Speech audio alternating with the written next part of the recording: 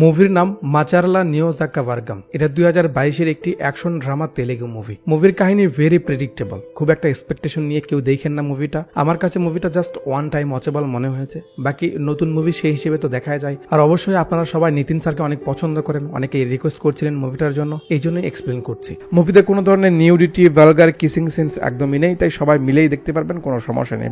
আচ্ছা, সিন শুরু হয় 90 দশকে গুন্টুর জেলার মাচারলা গ্রামে। মাচারলার বর্তমান বিধায়ক নাগাপ্পা মারা গেছে, তাই লোকজন সব আসছে। নাগাপ্পা রুলিং পার্টির একজন পাওয়ারফুল এমএলএ ছিল। এটা নাগাপ্পার ছেলে রাজাপ্পা। বাবার এখান থেকে বিড়ি ধরাচ্ছে, তাহলে তো বুঝতেই পারছেন ছেলে কেমন ভালো মানুষ। তার লোকজন বলছে বড় ভাই মরেছে, সিএম না এসে হোম মিনিস্টারকে পাঠিয়েছে, তো ইনি হলেন হোম মিনিস্টার। সিএম কাজের জন্য আসতে পারেনি, এসবই বলছে রাজাপ্পাকে। রাজাপ্পা দু চারটা কথা বলে জিজ্ঞেস করে বা ইলেকশন কবে, মানে তার বাবা যে মারা গেল তার জায়গায় অন্য কাউকে তো আসতে হবে, সেটা কবে ইলেকশন হবে। সিন পার্টি অফিসে চলে আসে। হোম মিনিস্টার সবার মতামত জানতে চায় টিকিট কাকে দেওয়া হবে। সবাই রাজাপ্পার বিরুদ্ধে কথা বলে। আর সেই গ্রামেরই একটা সৎ মানুষ ছিল রাগাভাইয়া, তার ব্যাপারে সবাই কথা বলে। গ্রামের লোকজন তাকে ভালোবাসে, তাকে টিকিট দিলে পার্টির ফায়দা হবে, এমনটাই সেখানে ফাইনাল হয়। হোম মিনিস্টার ফোন করে রাজাপ্পাকে বলে পার্টি তোমাকে টিকিট দেয়নি। রাজাপ্পা রেগে যায়, এটা তার বউ, এটা তার ছেলে। রাজাপ্পা বলে মিনিস্টার যা বলেছি সব শুনেছি, এবার তুই শোন। আমি বেঁচে থাকা অবস্থায় মাচারলাতে কেউ জিততে পারবে না, এটা বলে রাখলাম। ইনি হলেন এই গ্রামের সব থেকে ভালো মানুষ রাগাভাইয়া। তিনি বলেন রাজনীতির জন্য আমি যথেষ্ট বিজ্ঞ লোক নই,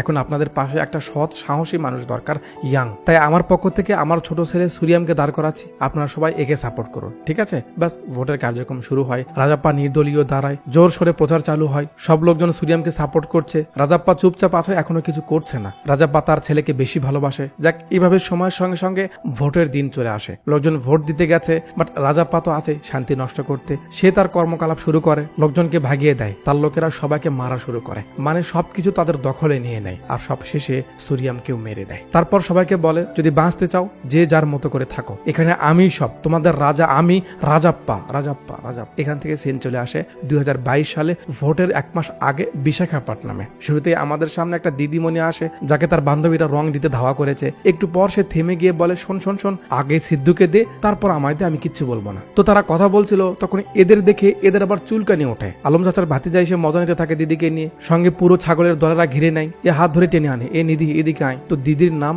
নিধি। যাক, তারা বাজে কথা বলাতে নিধি বলে ভালো ভালো চলে যা, নয়তো খবর খারাপ আছে। সিদ্ধু ভাই সাহেব বলে আরে বেবি এভাবে ডাকলে হবে, আমি ডাকছি দেখো। সিদ্ধু বেটা সিদ্ধু এদিকে একটু শুনতো। ব্যাস, এন্ট্রি হয় মুভির হিরো সিদ্ধার্থ রেড্ডির। এন্ট্রি সিন একটু তো স্লো হবেই। যাক, সবকিছু সেভাবেই হয় যেভাবে আমরা আগে দেখেছি। হিরো সবাইকে মারে ধুমছে, এরা মারটার খেয়ে চলে যায়। নিধি বলে তুমি আমার জন্য মারামারি করলে তাই না, আমি জানি। সিদ্ধু বলে আবার শুরু করলি তুই এসব, চল পার্টি শুরু হয়ে গেছে, চল চল। গান শুরু হয়, নাচানাচি হচ্ছে। এরপর ক্যামেরা আমাদের একটা ভাই সাহেবকে দেখায়, যাকে কেউ রং দিতে পারছে না, সে বারবার বেঁচে যাচ্ছে। এনাকে তো চেনেনি। তো ইনি হলেন গুরু, খুব ইগোইস্টিক মানুষ। ইনার এত ইগো যে ইনার ইগোর কারণে বাড়ির সবাই পেরেশান। ইগোর কারণে এনাকে সবাই ইগোর বাপ বলে ডাকে। তো কেউ রং দিতে পারেনি, তাই গুরু খুব খুশি। বাসায় তার বউ দরজা খুলে দিয়ে চলে যায়, তার ইগোতে লাগে। বউ বলে কি হলো, ভিতরে আসছো না কেন, এটা তো তোমারই বাড়ি। গুরু এমন এমন করে, মানে যখন তার ইগো বেশি হার্ট হয় তখন সে এমন করে। যাক, তার বউ বুঝতে পারে কি করতে হবে, সে তার তারিফ করা শুরু করে। আরে আপনি তো সুপার, এত রঙের ছড়াছড়ি, অথচ আপনার গায়ে এক বিন্দু রঙও নেই, আপনি তো জিনিয়াস। গুরু খুব খুশি হয়ে যায়। তো সে তার ব্যাপারে বলছিল যে কেউ তাকে ধরতে পারে না, এটা সেটা হ্যান ত্যান। তখন একটা পিচ্চি এসে তাকে পেছন থেকে ধাক্কা দেয়, আর গুরু তার বইয়ের উপরে পড়ে যায়, যার কারণে তার বইয়ের হাতে থাকা বাটির রঙগুলো লেগে যায় তার জামায়। গুরু পিচ্চিকে ধরে মারা শুরু করে, বল শয়তানের বাচ্চা তুই কার ছেলে, বল বল। গুরুর বউ বলে ওগো এটা আমাদেরই ছেলে, এই দেখো ট্যাটু, লেখা বাবা আমার সবকিছু। গুরুর ভালো লাগে ব্যাপারটা, সে বলে তোমার ট্যাটু কোথায়, তার বউ বের করে আমার জামাই আমার সবকিছু, মানে এইসব দেখে তার ইগো স্যাটিসফাই করে। যাক, গুরু লক্ষ্য করে তার ছেলের প্যান্ট থেকে ডিমের গন্ধ আসছে। পিচ্চি বলে সিদ্ধু আঙ্কেল এটা করেছে। গুরু বলে আমার ছেলে হয়ে তোকে ডিম ভেঙে দিল আর তুই কিছু না বলে চলে এলি, চল এখন এক শিক্ষা দিব, চল চল চল। চলে আসে সিদ্ধুর বাড়ি। এটা সিদ্ধুর বাবা, এটা তার মা। গুরু রেগে যায়, হ্যাঁ আপনার ছেলে কি করেছে এসব, ওর কি বোঝা উচিত না, এসব শিক্ষা দিয়েছেন, বাচ্চাদের সঙ্গে এভাবে ব্যবহার করে। এটা ছেলে বলছিল, তখনই নিধি বের হয়ে আসে। নিধিকে দেখে গুরু বলে বাবা বাবা বাবা, বাড়িতে এইসব চলছে তাই না। নিধি বলে আরে গুরু চুপ থাক। তখনই সিদ্ধু বের হয়ে আসে, আরে গুরু কি খবর রে। গুরু তো ইগোতে লাগে, বাট নিধি চলে যায়। গুরু বলে আরে সরকার সাইট বন্ধ করে দিয়েছে বলে কি তোমাদের ছেলে বাড়িতে এইসব শুরু করে দিয়েছে।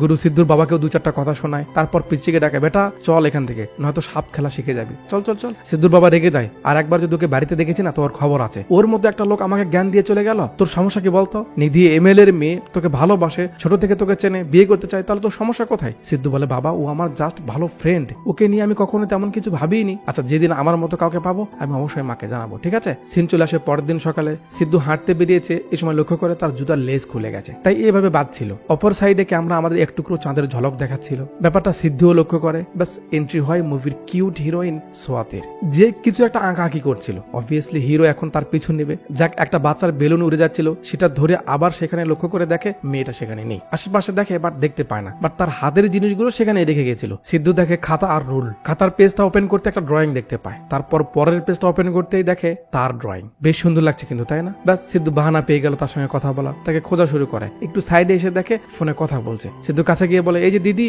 আপনার বই। সোয়াতি ধন্যবাদ জানায়। সিদ্ধু বলে আমাকে এত ভালো লেগেছে আপনার? সোয়াতি বলে এক্সকিউজ মি, কি বলছেন এসব? সিদ্ধু বলে এই জন্যই তো ড্রয়িং বানিয়েছেন তাই না? সোয়াতি বলে ও এটা আসলে কোনো কিছু ভালো লাগলে আমি সেটা ড্রয়িং করি, এটা আমার হবি। সিদ্ধু এখন ব্যাপারটা নিয়ে পেঁচাতে থাকে। সোয়াতি খাতাটা এভাবে ধরে আছে। সিদ্ধু বলে যদি আমাকে পছন্দ নাই করতে তাহলে আমায় হাগ করলে কেন? সোয়াতি বলে হাগ করলাম কখন? সিদ্ধু ইশারা করে যে খাতায় তো তাকেই আঁকানো আছে তাই না? যাক সোয়াতি একটু ইরিটেট হয়ে চলে যায়। পেছন থেকে সিদ্ধু চিল্লাই চিল্লাই বলে এ তুমি ভাইজাকের যেখানে থাকো না কেন আমি তোমাকে খুঁজে বের করবো, আর মনটা সাবধানে রেখো, আমি আসছি তোমার লাইফে। রাতে সিদ্ধু বান্টি মানে গুরুর ছেলেকে নিয়ে সকালে সে যে মেয়েকে দেখলো তার ব্যাপারে কথা বলছে। বান্টি বলছে চিন্তা করেন না আঙ্কেল, আপনার সব কাজ হয়ে যাবে। উপরওয়ালা যখন তার জন্য আপনার মনে ফিল দিয়েছে তাকে অবশ্যই আপনার সামনে আনবে। সিন চলে আসে পরের দিন বিকালে। সোয়াতি রুমে বসেছিল, এই সময় তার দরজার শব্দ হয় জোরে জোরে। সোয়াতি মনে করে সেই ছেলেটা হয়তো তার পিছু নিয়েছে। ভয়ে ভয়ে দরজা খোলে, দেখে একটা লোক দাঁড়িয়ে আছে। ট্যাটু দেখে চিনে ফেলে সোয়াতি। আরে জিজু আপনি তো? গুরু হলো সোয়াতির চাচাতো বোনের জামাই। গুরু বলে আমার এলাকায় এসে তুমি ম্যাচে থাকবে আর আমার ইগোতে লাগবে না, এটা কি করে হয়? চলো বাসায় চলো। সোয়াতি বলে জিজু আমি তো এখানে ভালোই আছি, আবার দিদিকে বিরক্ত করব? গুরু কোনো কথা শোনে না, তাকে নিয়ে বাড়িতে চলে আসে। এদিকে সিদ্ধু ও সোয়াতির খোঁজে বাড়ি থেকে বের হচ্ছিল। গুরুকে রাস্তার মাঝখানে দেখে তার মুড পাল্টে যায় যে এই লোককে দেখে কোনো ভালো কাজে যাচ্ছি, কখনো শুভ কাজ হবে না। সিদ্ধু ফিরে যায় আর এদিকে সোয়াতি গাড়ি থেকে নামে। বাইক রেখে সিদ্ধু ভিতরের দিকে যাবে, নজর পড়ে এদিকে, দেখে গুরুর বাড়িতে একটা মেয়ে এলো। সোয়াতি ভিতরে এসে তার দিদির সঙ্গে কথা বলে, দিদি উপরে যেতে বলে। তখন সিদ্ধু স্পষ্ট বুঝতে পারে আর এটা তো সেই মেয়ে যাকে সে খুঁজতেছিল। সোয়াতি রুমে গিয়ে বারান্দার পর্দাটা সরাতেই সিদ্ধুকে দেখে। তুমি এখানে? সিদ্ধু বলে এটা তো আমি তোমাকে বলবো, তুমি এখানে? আমায় খুঁজতে খুঁজতে চলে এসেছে তাই না? একটু দেরি সহ্য করতে পারছিলে না? সোয়াতি বলে এটা আমার জেজুর বাড়ি, আজে বাজে বকো না, যাও এখান থেকে। যাক সিদ্ধু লাইন টাইন মারার চেষ্টা করে। তারপর বেরিয়ে গেলে গুরুর সঙ্গে দেখা হয়। এখানে হালকা কমেডি হয়, কিভাবে সে উপর থেকে নামছে, কেন এসেছে, এসব আর কি। তো সিদ্ধু উল্টাপাল্টা বুঝিয়ে বাইরে চলে আসে। তখন পেছন থেকে একটা গাড়ি এসে লেগে দেয় সিদ্ধুকে। সিদ্ধু দেখে নিধি। নিধি বলে এতগুলো কল করছি, ধরছিস না কেন? চল গাড়িতে ওঠ। নিধি সিদ্ধুকে পছন্দ করে, তাই সে চান্স পেলে লাইন মারার চেষ্টা করে। সিদ্ধু বলে কোথায় যাচ্ছি আমরা? নিধি বলে আজ বাবা বাড়িতে আছে, তোকে নাকি দেখবে, চল। সিদ্ধু বলে আবার বিয়ে শাদী ব্যাপার না তো? নিধি বলে আমার তো বয়ে গেছে, তুই না চাইলে আমি কখনোই তোকে জোর করবো না, বুঝতে পেরেছিস? যাক চলে আসে বাসায়। এটা নিধির বাবা। সিদ্ধু কথা বলে, নিধি ভিতরে নিয়ে যায়। এটা নিধির মা, যে তার বান্ধবীকে বলছে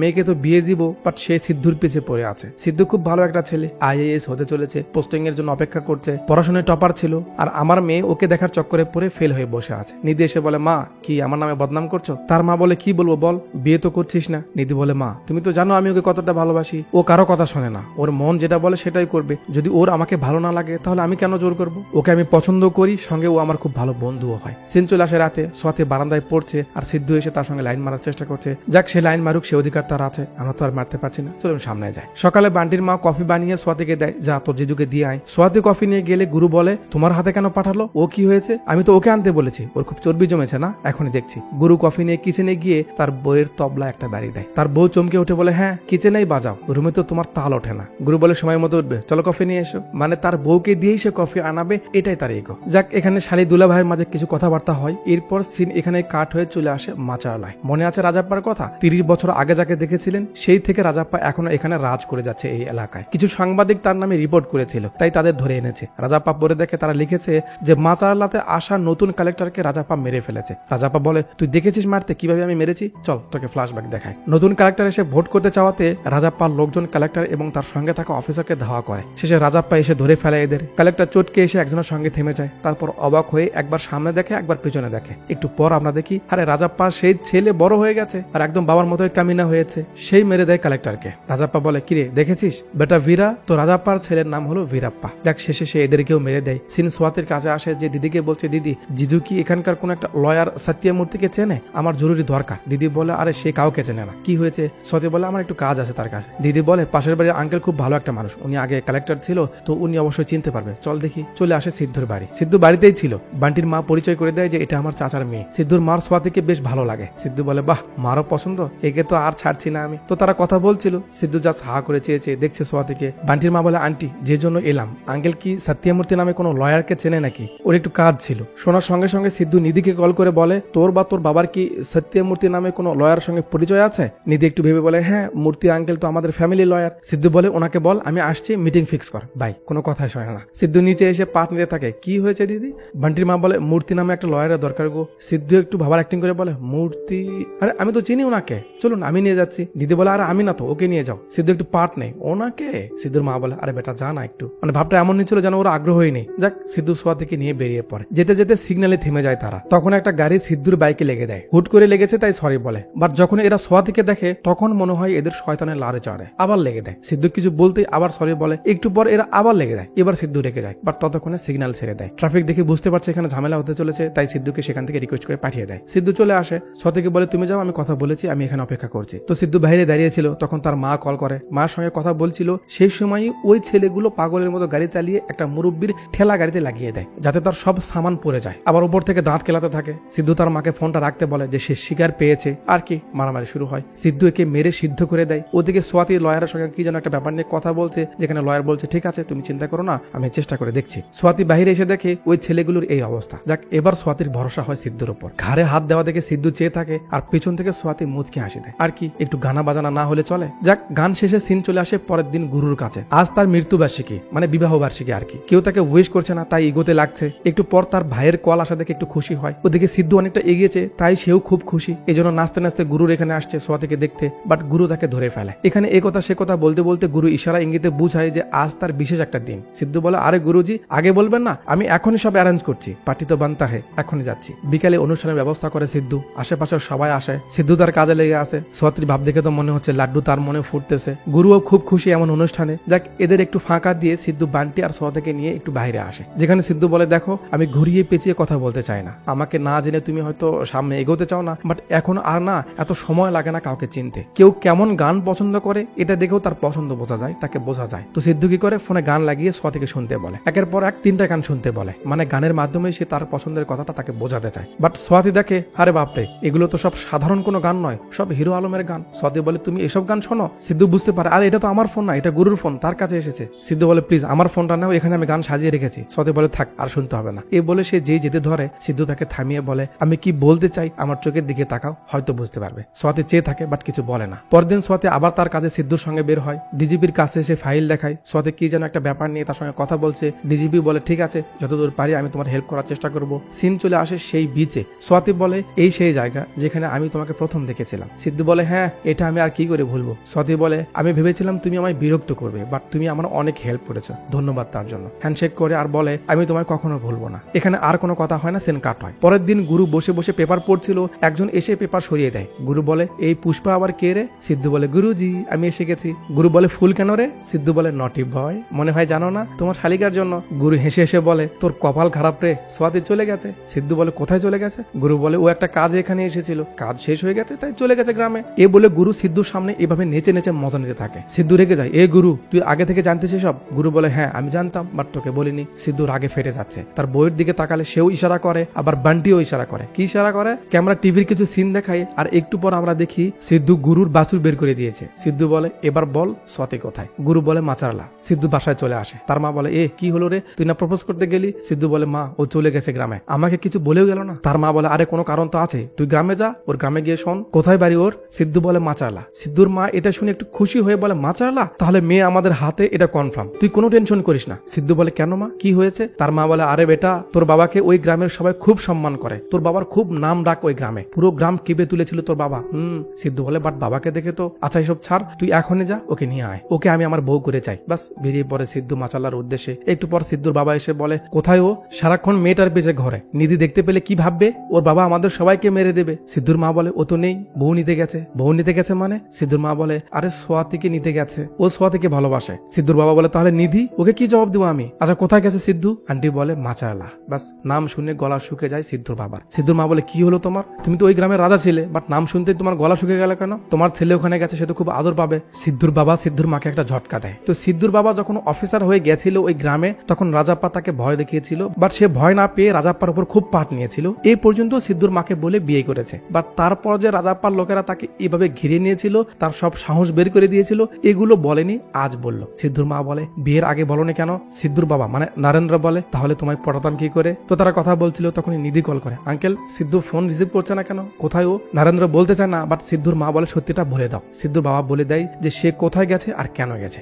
সিদ্ধু মাচালাতে পৌঁছে গেছে আর ওদিকে রাজাপ্পার লোকেরা সোয়াতিকে মারতে তার পিছু নিয়েছে, কেন পরে জানা যাবে। শেষে তাকে ধরে মেরে মুরে গাড়িতে উঠিয়ে নিয়ে যায়। আর তখনই সিদ্ধু গ্রামের ভিতরে ঢোকে। একটা দোকানে দুইটা লোক বসেছিল, তাদের সোয়াতির ছবি দেখিয়ে জিজ্ঞেস করে এর বাড়িটা কোন দিকে। তারা ছবি দেখে হা করে চেয়ে থাকে। সিদ্ধুর অবাক হওয়ার রিয়াকশনে বোঝা যাচ্ছিল তারা সব খুলে বলছে তাকে। ওদিকে সোয়াতিকে ধরে এনে তার গায়ে পেট্রোল ঢালা হচ্ছে তাকে মারতে। ভীরা বলে কিরে বাচ্চা মনে করে তোকে ইগনোর করেছিলাম, আর তুই আমাদের বিরুদ্ধে ষড়যন্ত্র করছিলিস, এ বলে আগুন ফেলে দেয়। সোয়াতের গায়ে যাবে তার আগে ধাম করে একটা লোক উড়ে এসে পড়ে এখানে। সবাই চমকে ওঠে, কি হলো, কি হবে? চলে এসেছে হিরো, কিভাবে এলো বুঝতে পারলাম না। যাক, সোয়াতিকে বলে তুমি চিন্তা করো না। সোয়াতি বলে তুমি এখানে কেন এসেছো? আমি এই জন্যই তোমায় কিছু বলিনি। একজন মারতে আসে, সিদ্ধু তাকে মেরে দেয়। এরপর হালকা মারামারি শুরু হয়, মাঝে হিরো ডায়লগ মারে, ওর গায়ে তোরা কেন হাত দিয়েছিস, ও আমার জান। কি করেছে ও শুনি? একটা বয়স্ক মুরব্বীকে ধরে আনে ভীরার লোকেরা। ভীরা বলে ইনার নাম রাঘাভাইয়া, ওর দাদা রাজাপ্পার বিরুদ্ধে ভোট করতে শহরে পাঠিয়েছিল ওকে সাহেবদের সঙ্গে কথা বলতে। ও কি ভেবেছে আমরা জানতে পারবো না? রাজাপ্পা সব খবর রাখে। সিদ্ধু মনে করে দেখে তাই তো, ও তো সব বড় বড় লোকদের কাছে গেছিল।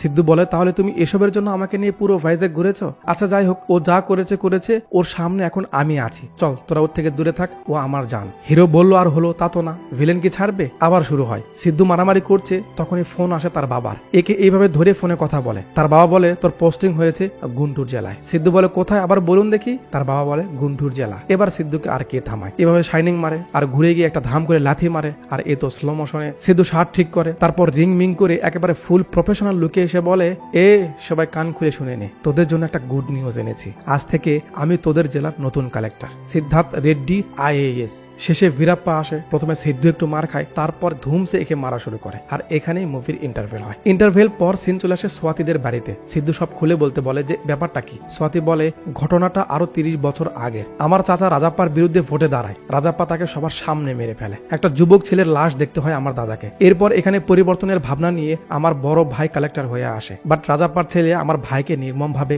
ভাই চেয়েছিল যেন গ্রামের লোকজনের জীবন উন্নত হয়, তারা যেন নির্ভয়ে বাঁচতে পারে, আর তার স্বপ্ন পূরণ করতে আমি ধাম করে কেউ একটা থাপ্পড় মারে। পাগল হয়ে গেছিস তুই, একজনকে হারিয়েছিস, এখন তোকেও হারাবো। ইনি হলেন সোয়াতের বাবা সুরেন্দ্র। তিনি সোয়াতিকে এসব থেকে দূরে থাকতে বলে। সিদ্ধু বলে আঙ্কেল আমরা সবাই যদি এভাবে ভয় পাই তাহলে তো ওরা আরো ভয় দেখাতে শুরু করবে আমাদের। সুরেন্দ্র বলে বেটা তুমি এখানে নতুন, আমরা ভয় পেয়ে পেয়ে বেঁচে থাকতে শিখে গেছি, তুমি চলে যাও। যাকে মেরেছো তার বাবা রাজাপ্পা সব তছনছ করে দিবে। ওদিকে রাজাপ্পা বাড়িতে এসে দেখে তার ছেলের এই অবস্থা। সে ছিল না, সে শহরে গেছিল। তার লোককে জিজ্ঞেস করলে তারা বলে একজন নতুন কালেক্টর এসেছে, সে একাই তাকে মেরেছে। রাজাপ্পা রেগে যায়, তার ছেলেকে বলে ও শুধু তোকে মারেনি, ও আমার 30 বছরের ইগোতে হাত দিয়েছে। ও কোথায়, চল এখনই চল। তো সিদ্ধু কোথা থেকে যেন সোয়াতির বাড়ির দিকে যাচ্ছিল, তার বাবা কল করে। সিদ্ধু তার বাবাকে লাভ ইউ বলে, কারণ সে তাকে এখানে পোস্টিং করিয়ে দিয়েছে। সিদ্ধু বাবা বলে তাহলে তুই আমায় নিয়ে এসব ভাবছিস? বেটা এমন কিছু আমি করিনি, শোন আসলে কাহিনী তাহলে কি। তো সিদ্ধু মাচালাতে গেলে নিধি তার বাবাকে ডাকিয়ে একটা খাম হাতে ধরিয়ে দেয়, বলে আপনার জন্য একটা সারপ্রাইজ, খুলে দেখুন। সিদ্ধুর বাবা বলে তা তো দেখছি, বাট তোমার আমার কথা মনে আছে তো? তুমি তোমার বাবাকে বলে ওকে যে কোনো জায়গায় পাঠাও, জাস্ট গুন্টুর জেলাটা ছাড়া। নিধি বলে ঠিক আছে, আমি মাথায় রাখবো, দেখুন ওইটা। সিদ্ধুর বাবা দেখে আরে এ তো সেখানেই পোস্টিং করিয়ে দিয়েছে। নিধি বলে কি ভেবেছেন আমি কিছু জানবো না? আমি সব খবর নিয়েছি, ওকে ওখানেই পোস্টিং করিয়ে দিয়েছি, ও বুঝুক এবার। আমি জানি আপনি কিছু করতে পারবেন না আমার জন্য। সিদ্ধুর বাবা বলে আমি না, এসব নিধি করিয়েছে। এসব শুনে সিদ্ধু বলে বাবা ওই আমার সত্যিকারের বন্ধু, ও যা করেছে আমার জন্য খুব ভালো করেছে। ভাই বাবা পরে কথা বলছি। বাস ওদিকে রাজাপ্পা এসে পড়ে। সে মাটিতে পা দিতেই হাওয়া চালু হয়ে যায় তার ভয়ে। বাইরে এলে লোকজন ভয়ে পালাতে থাকে, দোকানপাট সব বন্ধ করে নেয়, ট্রাফিক পুলিশ সিগন্যাল দিয়ে দেয়, রাস্তা থেকে সবাই যে যার মতো ভয়ে পালাতে থাকে। সিদ্ধু দেখে সবাই পালাচ্ছে রাজাপ্পাকে দেখে। সিদ্ধু নামে বাইক থেকে। রাজাপ্পা একটু চেয়ে থেকে বলে মাচারলাতে এসে রাজাপ্পার ছেলেকে মেরেছিস, তোর কলিজা কত বড় রে। সিদ্ধু বলে আরো লোকে মার খেলে নাক মুখ ফাটে, বাট তুই তো বুড়ো হয়ে গেছিস বে, তাহলে তুই রাজাপ্পা? আচ্ছা একটা কথা বলতো, তোরা বাপ ছেলে এত হুবহু কি করে বে? মানতে হবে তোদের প্রিন্টিং মেশিন খুবই ভালো। রাজাপ্পা তার লোকদের ইশারা করে, আর কি শুরু হয় মারামারি। যাক মারতে মারতে সিদ্ধু একটু মার খায়, রাজাপ্পার লোকেরা তাকে ধরে ফেলে। রাজাপ্পা সিদ্ধুকে মারতে যাবে, তখন অফিসার এসে বাধা দেয়, ভাই পাবলিক প্লেস, এ নতুন কালেক্টর, সামনে ভোট আসছে, আপনার এসব থেকে দূরে থাকা উচিত, প্লিজ এবারের মতো ওকে ছেড়ে দিন, আমরা দেখছি। রাজাপ্পা টস করে, টসে সিদ্ধু জিতে যায়, তাই রাজাপ্পা বলে তোকে ছেড়ে দিলাম, এলাকা ছেড়ে চলে যা, এ বলে চলে যায়। সিদ্ধু কিছু বলে না, একটু মোশন নিয়ে চেয়ে থাকে। আর সিন কাট হয়ে পরের সিনে আমরা দেখি সোয়াতির বাবা সিদ্ধুকে বোঝাচ্ছে তোমার ভাগ্য ভালো যে তুমি জিতেছ, ওর হাত থেকে আজ অব্দি কেউ বাঁচতে পারেনি, দয়া করে তুমি এখান থেকে চলে যাও। তো তারা কথা কথা বলছিল এই সময় দরজায় কেউ নক করে। এরা তো ভয় পেয়ে যায় যে হয়তো রাজাপ্পার লোকেরা। তো সোয়াতি গিয়ে দরজা খুলতে দেখে সিদ্ধুর বাবা মা আর সঙ্গে একটা মেয়ে মানে নিধি। সোয়াতি তাদের ভিতরে নিয়ে আসে। সিদ্ধুর মা দেখে সে আঘাত পেয়েছে। সিদ্ধু বলে এই কিছু না, তোমরা ঠিকঠাক এসেছো এতেই আমি খুশি। দেখে নিধিও এসেছে। সিদ্ধু বলে ও এখানে কি করছে মা? সিদ্ধুর মা বলে ও এতবার ফোন করছে তোকে, তুই ধরছিস না তো কি করবে, আমাদের সঙ্গে চলে এলো। কাছে যায় বাট নিধি খুব রেগে আছে। ওদিকে সিদ্ধুর বাবা আর সোয়াতির বাবা একে অপরের সঙ্গে কোলাকুলি করছে। আরে দোস্ত তুই এখানে, আমায় কিছু না বলেই। সিদ্ধুর বাবা বলে আর কি, ওই যে আমার ছেলে। সোয়াতির ব্যাপারে শুনে খবর নিয়ে দেখি ওটা তোর মেয়ে, তাই চলে এলাম। সিদ্ধুর মা বলে তোমরা একে অপরকে চেনো? সুরেন্দ্র বলে কিরে আমার ব্যাপারে কিছু বলিসনি? সিদ্ধুর মা বলে শুধু আপনার ব্যাপারে না, আরো কত কি যে লুকিয়ে রেখেছে। সুরেন্দ্র বলে সেদিন রাজাপ্পার পেদানি খেয়ে ও আমার কাছে আসে। আমরা কলেজের সময়কার খুব ভালো ফ্রেন্ড ছিলাম, তখন আমি ওকে বুঝিয়ে এখান থেকে পাঠিয়ে দিয়েছি। তো দুই বন্ধু মিলে গল্প সল্প করছে। সুরেন্দ্র বলছে তুই তো সেদিন আমার কথা শুনে এখান থেকে চলে গিয়েছিলি, বাট তোর ছেলে কোনো কথাই শুনছে না। শোন তুই এসেছিস ভালো করেছিস, ওকে বুঝিয়ে বাজিয়ে এখান থেকে নিয়ে যা। তুই তো জানিস রাজাপ্পার ব্যাপারে। সিদ্ধুর বাবা সিদ্ধুকে বোঝানোর চেষ্টা করে যে এখানে থাকাটা নিরাপদ নয়, চল আমরা এখান থেকে চলে যাই। সিদ্ধু বলে হ্যাঁ চলো চলে যাই। একটা মেয়ে যে বড় ভাইকে হারিয়েছে, একটা বাচ্চা যে তার বাবাকে হারিয়েছে, সেই পরিবারের কথা ভেবে কি হবে, চলো চলে যাই। একটা মেয়ে হয়ে যদি সে অন্যায়ের বিরুদ্ধে লড়াই করতে এত দূর যেতে পারে, তাহলে তুমি আমাকে সাহসী বানিয়েছো কেন, IAS বানিয়েছো কেন? আর না, এখানকার নতুন কালেক্টর চার্জ নিয়েছে, দেখি ওদের থামাতে পারি কিনা। সিন চলে আসে পরের দিন সকালে কালেক্টর অফিসে। নতুন অফিসার এসেছে তাই সবাই অপেক্ষা করছে। ইনি হলেন নারায়ণ রাও, যে নতুন অফিসার মানে সিদ্ধুকে নিয়ে মজা করছিল যে চার্জ নিতে না নিতেই রাজাপ্পার সঙ্গে লেগেছে, ও কি আর এখানে আসতে পারবে, দেখুন পালিয়ে গেছে। তখনই চলে আসে সিদ্ধু। যাক ভিতরে এসে সবার সঙ্গে পরিচিত হয়। এ পরিচয় দেয় নারায়ণ রাও, মাচারলার MRO। সিদ্ধু বলে ও তুমি মাচারলার, তাহলে তো তোমার সঙ্গে আমার বারবার দেখা হবে। সিন CM অফিসে আসে। এনাকে জেনেছেন, সেই সময়কার হোম মিনিস্টার ছিল, এখন CM হয়ে গেছে। তো তারা পার্টিতে ফান্ড দেয়, এমন কিছু লোক টিকিট নিতে এসেছে। CM বলে সব টিকিট তো দেওয়া হয়ে গেছে, এখন শুধু একটা বাকি আছে, মাচারলার। ব্যাস নাম শোনা মাত্রই এরা সবাই পালিয়ে যায়। CM আফসোস করে বলে কবে যে সরকার ওখানে ক্ষমতা দেখাবে ওপরওয়ালাই জানে। নতুন কালেক্টর এসেছে, মিডিয়া না এলে হবে। তো সিদ্ধু ইন্টারভিউ দেয়, অন্য সবার মতো তাকে যেন কেউ সাধারণ না ভাবে এমন ওয়ার্নিং দেয় সবাইকে। সে কাউকে ছাড়বে না যারা নিয়ম ভঙ্গ করবে, এমন সব বলে আর কি। এরপর সিদ্ধু সোজা চলে আসে রাজাপ্পার দরবারে। কি হবে বুঝতেই তো পারছেন, একটু ডায়লগ বাজি হয়। যার মূল ব্যাপার হলো সিদ্ধু বলে আগে যা করেছিস করেছিস, এবার তো আমি যে করে হোক ভোট করাবই, রেডি থাকিস ভোট দিতে, এসব বলে চলে আসে। নিধি বসে বসে নিউজ দেখছিল এখানকার অবস্থা কি আর সিদ্ধু কি কি বলেছে। একটু পর সিদ্ধু বাসায় আসে। নিধি বলে সরি সিদ্ধু, আমি বুঝতে পারিনি এখানকার অবস্থা এমন খারাপ, রাগের মাথায় এসব করেছি। আচ্ছা বাবাকে বলে বদলি করে দিব। সিদ্ধু বলে আরে কি বলছিস এসব, শোন তুই আমার সব থেকে কাছের বন্ধু, আমি জানি তুই আমায় কতটা কেয়ার করিস। এসব একদম না, যেমন অ্যাটিটিউড নিয়ে কথা বলিস তেমন ভাবে কথা বল, সেভাবে তোকে ভালো লাগে। আমি তোকে কষ্ট দিয়েছি তার জন্য আমি সরি। তখনই চলে আসে গুরু। আগে সরি আমাকে বল, নয়তো আমি এখান থেকে এখনই চলে যাব। সিদ্ধু বলে আরে গুরুজি আপনি এখানে আসতে না আসতে যাওয়ার কথা বলছেন কেন? হ্যাঁ, গুরু এমন এমন করে আর বলে তুই যা করেছিস তার জন্য তোকে আমাকে সরি বলতে হবে, আমি এই জন্যই এখানে এসেছি। সিদ্ধু সোয়াতিকে বলে আর সোয়াতি তোমার জিজু এসেছে, একটা শাড়ি দাও তো। গুরু রেগে যায়, আবে সরি বলতে বলেছি, শাড়ি নয়। যাক গুরু সোয়াতির সঙ্গে কথা বলে। তারপর তার বাবা আসে, সে একটু গুরুকে নিয়ে মজা নেয়, তাই গুরু এমন এমন করে। তারপর সিদ্ধুর বাবাও আসে। যাক এখানে কথাবার্তা শেষে সিন চলে আসে পরদিন সকালে। লোকজন নিউজ দেখছে যেখানে বলছে সামনে ভোট আসছে, যার ইচ্ছে সে নমিনেশন ভরতে পারে, তার সিকিউরিটির দায়িত্ব সরকারের, এমনটাই বলছে নতুন কালেক্টর। লোকজন বলা বলে করছে হ্যাঁ নতুন নতুন এসেছে তো তাই একটু জোর দেখাচ্ছে, কে মরতে যাবে। যাক এভাবেই কয়েকদিন পার হয়ে যায়। নমিনেশনের সময় হতে চলেছে, বাট কেউ রাজাপ্পার বিরুদ্ধে নমিনেশন ভরছে না। নারায়ণকে কল করে রাজাপ্পার লোক নমিনেশনের সব কাগজ নিয়ে তার বাড়িতে যেতে বলে। নারায়ণ বলে ঠিক আছে আমি এখনই আসছি। কথা শেষ করে পেছনে ফিরতে দেখে তার অফিসার এখানে। সিদ্ধু বলে নমিনেশনের কাগজ নিয়ে আপনি কেন যাবেন, সরকারি নিয়ম হলো তারা এখানে আসবে, আপনি যাবেন কেন? নারায়ণ বলে স্যার আপনার সরকারের নিয়ম এখানে চলে না, এখানে রাজাপ্পা যা বলে তাই হবে, আপনি থাকুন আমি কাগজগুলো সাইন করিয়ে নিয়ে আসছি। এ বলে ভিতরে যায়। নারায়ণ কাগজ নিতে ভিতরে গেলে অফিসের পুরনো পিয়ন কাকা বলে স্যার আমি প্রায় দেখতে আপনার বাবার বয়সী, তো সেই হিসেব থেকে আমি আপনাকে একটা কথা বলি, গত 30 বছর ধরে আমরা যে সিস্টেমে আটকে গেছি তাই একমাত্র এই স্যারই ভাঙতে পারে, প্লিজ তাকে সাপোর্ট করুন। নারায়ণ বলে কাকা এই বয়সে কি আপনি মরতে চান, আপনি জানেন না রাজাপ্পার ব্যাপারে। কাকা তখন বারবার নারায়ণকে বোঝানোর চেষ্টা করে। তারপর বাইরে এসে কাকা নারায়ণকে দেখায় স্যার ওদিকে দেখুন, ভাব দেখে তো ভালো মনে হচ্ছে না। নারায়ণ একটু ভয় পাচ্ছে। সিদ্ধু নারায়ণকে কাছে ডাকে, সে ভয়ে ভয়ে কাছে যায়। এরপর সিদ্ধু নারায়ণকে হেসে হেসে ভয় দেখায় যে যদি এখান থেকে নড়েছিস এক পা তাহলে তোর খবর আছে। সিদ্ধু রাজাপ্পাকে ফোন করে অফিসে এসে নমিনেশন ফর্ম পূরণ করতে বলে। কোনো উপায় না থাকায় ভয়ে ভয়ে নারায়ণ ফোন করে। তারপর রাজাপ্পাকে বলে আপনাকে এখানে আসতে হবে, নমিনেশনের আজ শেষ দিন, তাই ঝামেলা না করে রাজাপ্পা চলে আসে অফিসে। এত বছর পর রাজাপ্পা প্রথম অফিসে আসলো নমিনেশন ভরতে, তাই সবাই অবাক হচ্ছে। যাক কাগজ সামনে দেওয়া হয়, সাইন মাইন করে। ভিলেন এলো তো ডায়লগ বাজে না হলে চলে, সেটাও হয়। রাজাপ্পা জোর গলায় বলে সেই জিতবে, কারণ তার বিপক্ষে কেউ দাঁড়াতেই পারবে না। আর ভোট তো দূরের কথা, সিদ্ধু কিছু বলছে না। তারপর যখন রাজাপ্পা চলে যেতে থাকে তখন সিদ্ধু বলে যদি কেউ নমিনেশন ভরে তাহলে ব্যাস চলে আসে রাগা ভাইয়া, সোয়াতির দাদা। সিদ্ধু বলে ইনি আপনার বিপক্ষে দাঁড়িয়েছে, আমি তো কিছু করতে পারবো না, আমি জাস্ট দেখবো ভোট হচ্ছে কিনা। রাজাপ্পা রাগ করে চলে যায়। এতদিন পর দিন ফিরে আসতে চলেছে, তাই একটা অনুষ্ঠানের আয়োজন করেছে গ্রামের লোকজন, সেখানে সিদ্ধুকেও ইনভাইট করে। সিন চলে আসে রাতে অনুষ্ঠানে, নাচা গানা হয়। তো গানের শেষে কিছু লোক সিদ্ধুর উপর হামলা করে, বাট সিদ্ধু তাদের সাইজ করে, মানে সবাইকে মোটামুটি মেরে প্যাকেট করে ফেলে। পরের দিন এসব মারামারি নিউজে দেখছে সিএম, যেখানে রাজাপ্পাও আছে।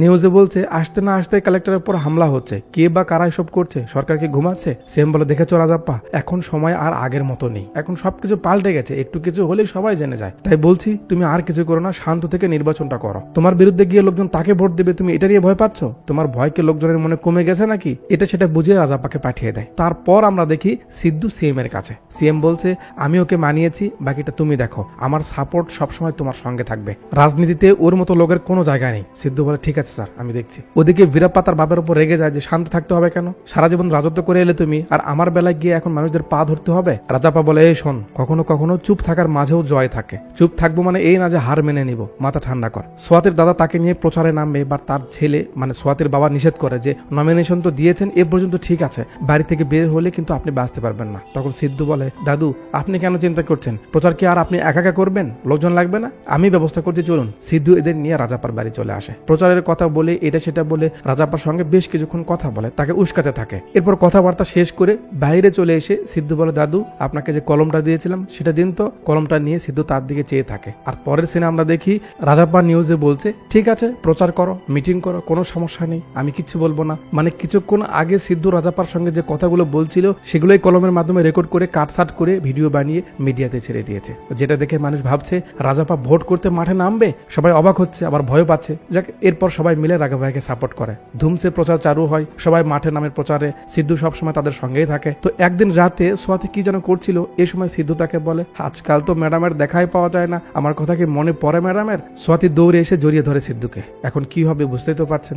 যাক গান শেষে সিন চলে আসে ভীরার কাছে। তার লোক বলছে ভাই বুড়ো তো সেই প্রচার চালাচ্ছে, ওদের এসব দেখে কিন্তু সহ্য হচ্ছে না। ভীরা তার লোকদের নিয়ে বেরিয়ে পড়ে, সোজা চলে আসে সোয়াতিদের বাড়ি। কর্মীদের বসার জন্য যে জায়গা বানিয়েছিল সব ভেঙে ফেলে, সবাইকে মারবে, বাট বাসায় কেউ নেই, প্রচারে চলে গেছে। এরা তাদের খুঁজতে বের হয়। রাস্তা এই দাঁড়া হালায় বলে দেয় ভাই রাঘব ভাইয়ার নাতি বউ, যে কালেক্টরকে মেরেছিলেন আপনি তার বউ এটা। ভীরার লক্ষণ খারাপ। ক্যামেরা একটা মহিলার পাকে ফলো করে যে দৌড়াচ্ছে, মানে সোয়াতির ভাবির পিছু নিয়েছে এরা। তিনি দৌড়ে দৌড়ে এমআরও অফিসে আসে, সামনে নারায়ণকে দেখতে পেয়ে তাকে হেল্প করতে বলে। নারায়ণ খুব পাট নিচ্ছে যে কে তোমার পিছু নিয়েছে দেখি। যেই ভীরার কথা শুনে নারায়ণের নাড়া ঢিলে হয়ে যায়, চুপ থাকে সে। বাট এই কাকা তাকে নিয়ে ভিতরে যায়, তারপর পিছনের একটা গেট দিয়ে তাকে বের করে দিয়ে তালা লাগিয়ে দেয়। ভীরার লোক দেখে সে পালাচ্ছে, ভীরা বুঝতে পারে এদিক দিয়ে গেছে, সামনে দিকে যাবে, কাকা থামিয়ে দেয় ভীরাকে। আর কি কাকা কার গায়ে হাত দিল, মেরে দেয় তাকে। সবাই হা করে দেখছে, নারায়ণ দৌড়ে আসে স্যার ওনাকে ছেড়ে দিন প্লিজ, বাট ভীরা সবার সামনে তাকে মেরে দেয়। কেউ কিছু বলতে পারছে না। একটু পর পুলিশ আসে, বাট কি করবে। তার কিছুক্ষণ পর খবর পেয়ে সিদ্ধু ছুটে আসে। সবাই জানে, সবাই দেখেছে, বাট কেউ কিছু বলতে চায় না। অফিসার বলে স্যার আমি এভিডেন্স ছাড়া, সাক্ষী ছাড়া কিভাবে ওকে ধরে রাখবো বলুন।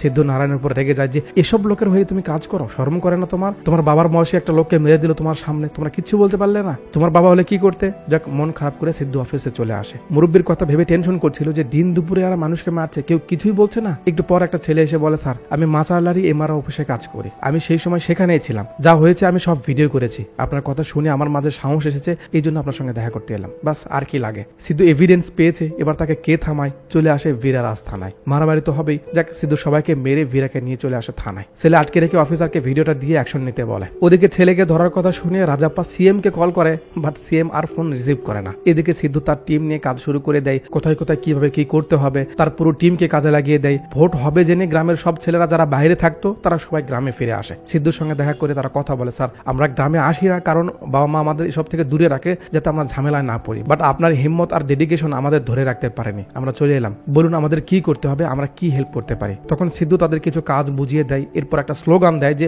Vote for change, hope for future. এই স্লোগান নিয়ে তাদের কাজ করতে বলে। কি কাজ? তারা এই স্লোগান সোশ্যাল মিডিয়াতে সবার কাছে পৌঁছাবে, যাতে সবার মাঝে ভোট দেওয়া নিয়ে সঠিক ভাবনা আসে। আর গ্রামের ভোট নিয়ে কিছু কাজ করতে বলে, তো সব ছেলেপেলেরা টিম বানিয়ে এখানে কাজ করা শুরু করে। ভোটের সময় ঘনিয়ে আসছে, রাজাপ্পার লোকেরা বলে ভাই ভোট কাছে আসছে, বীরা জেলে আপনি চুপচাপ আছেন, সময় কিন্তু চলে যাচ্ছে, মানুষও পাল্টে যাচ্ছে। রাজার ভয়ানক একটা লুক দিয়েই কেমন একটা ছেলেকে দেখায় যে রাজাপ্পার লোক বাট এখন ভালো হয়ে গেছে। সে সিদ্ধুকে কল করে বলছে রাজাপ্পা কোন একটা প্ল্যান করছে, তখনই পেছন থেকে এসে রাজাপ্পা তাকে মেরে দেয়। তারপর তার ফোন নিয়ে সিদ্ধুকে বলে এতক্ষণ তুই খেলেছিস, এবার আমি খেলবো। সিদ্ধু ভয় পেয়ে যায়, সোয়াতির দাদুকে কিছু না করে বসে। সিদ্ধু সোয়াতিকে ফোন করে দাদুর কথা বলে, সে বলে হ্যাঁ ঠিকই তো আছে উনি। সিদ্ধু তাড়াতাড়ি সেখান থেকে বাসায় যেতে বলে। ওদিকে রাজাপ্পার লোকজন থানায় গিয়ে সবাইকে আটকে রেখে ভীরাকে ছাড়িয়ে নেয়। কিছুক্ষণ পর নারায়ণের কাছে খবর আসে ভীরা পালিয়েছে। নারায়ণ সিদ্ধুকে বলে স্যার ভীরা পালিয়েছে। সিদ্ধু ভাবতে পারছে না রাজাপ্পা কি প্ল্যান করছে। তখন রাজাপ্পা ফোন করে আবার খোঁচা মারতে থাকে সিদ্ধুকে, কি রে ভয় পাসনি তো? ওই বুড়োকে আমি মেরে কি করবো? ভোট তো হবে, বাট ভোট দিতে যাবে কে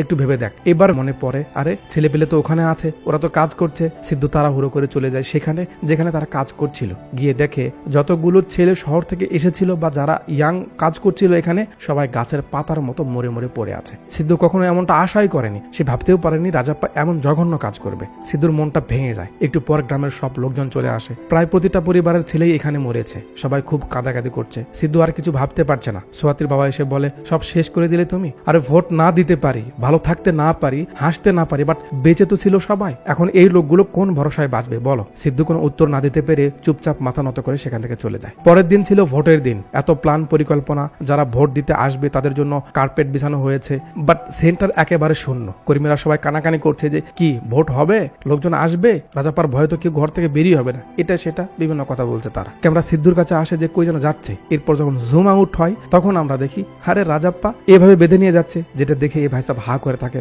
সিদ্ধু রাজাপ্পাকে নিয়ে গ্রামের ভেতরে ঢোকে, গাড়ির সামনে এইভাবে বেঁধে নিয়ে পুরো গ্রামের গলি দিয়ে ঘুরতে থাকে। এদিকে এই ভাই সাহেব সেন্টারে চলে আসে, সবাই তাকিয়ে আছে। একজন এসে বলে ভাই কি করছিস, মরার ভয় নেই তোর? এ বলে যাকে দেখে ভয় পেতাম তার তো নিজেরই বাঁচা মরার সমান, চলুন ভোট দেবো আমি। একটু পর আরেকটা মুরব্বী আসে, তাকেও এসে একজন বলে কাকা কি করছেন এসব, মরার ভয় নেই আপনার? সেও বলে আরে রাজাপ্পার তো নিজেরই অবস্থা খারাপ, কোনো সমস্যা নেই, চলুন আমরা ভোট দেবো। ব্যাস চারিদিক থেকে লোকজন বের হতে শুরু করে। রাজাপ্পার এই অবস্থা দেখে সবাই ভোট দিতে চলে আসে, তাকে দেখে আর কেউ ভয় পায় না। যাক সবাই ভোট মোট দিচ্ছে, দিক সে অধিকার তাদের আছে। আমরা একটু জেনে আসি সিদ্ধু কিভাবে রাজাপ্পাকে এভাবে বেঁধে রাখলো। তো সিদ্ধু এতগুলো ছেলের লাশ দেখতে পেয়ে পুরো পাথর হয়ে যায়, মনে মনে পাহাড় সমান রাগ নিয়ে আছে। চলে যায় ভীরার দরবারে, তারপর যত রাগ ছিল সব দিয়ে সবাইকে মারতে শুরু করে। এখানকার এই ফাইট সিনগুলো বেশ ছিল।